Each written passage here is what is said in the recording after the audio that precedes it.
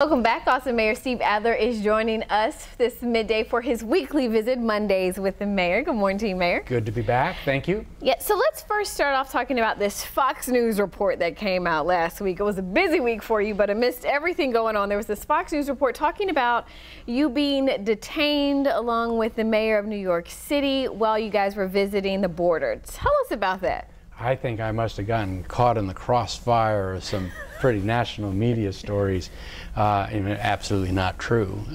We went down to Tornillo with the U.S. Conference of Mayors, 20 some odd mayors, and afterwards we went across the border into Mexico to have a better look at the facility, coordinated by New York Police Department with Border Patrol the whole way.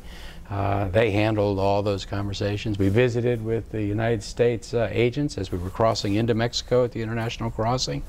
We went and looked at the facility from the Mexican side. Actually, got lunch in a small little Mexican town. Came back, visited again with the United States officials at the border for 15-20 minutes as we were crossing back into the country, and then came home. Clearly, if there had been a problem with anything, it would have been raised. But and those visits weren't you being detained? No, we were never detained. Okay, just making it clear. All right. No way. So let's move on. Very exciting news about the Army deciding to build its technology headquarters in Austin. You had a meeting just this morning about it. I did. I had the opportunity to meet with General Wesley, who is the second command and a 3-star general. So it's a big thing.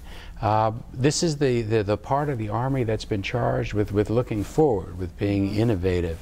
And in talking to General Wesley, he said the reason that they picked Austin ultimately was because of our culture, because of the people, because of our innovative spirit in this city that he wants to get woven into the fabric of the city, wants to contribute, be a part of the community, and kind of Austin in the nation's service. If we can share a little of our culture, our innovation, then that would be a good thing for our city to do. Absolutely. And we hear about 500 jobs coming. Some people go, oh my gosh, where are those people going to be? The transportation, all of that. This is not 500 all at once. No, the way he described it to me, probably 100 or so right away, and probably a couple hundred, maybe some more. But I think they'll all be in that new University of Texas building that's being built on 7th Street, probably some over at Capitol Factory, to be integrated into that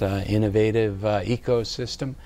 But I think that's what the plans are. Fantastic. Last thing I want to ask you about is last week a group of citizens filed a petition with the city clerk's office. They want to see an independent audit done of how the city spends its money. What are your thoughts on that? Well, I think we always have to be real careful about how we're using taxpayer money, and having an audit or analysis of what we're doing. We always have to be taking a look at those things. Now, we've just hired a brand new city manager, and one of his first charges was to do this same kind of work. As the new city manager, we expect, and we're paying him $350,000. So I'd like to see him do that work, and I want to hear from him whether he thinks this is something that would be of help to him. I'm anxious to see today, though, just as an aside, today folks will be filing their campaign fundraising reports, and I'm just anxious to see. My understanding is that over $100,000 was spent on the petition campaign. I just want to see where the money came from. Very interesting. Obviously something we'll all be looking at. That's right. Mayor Adler, thank you so much. Always a pleasure to have you with us. Thanks for the invitation back. All right, we'll see you guys in just a bit.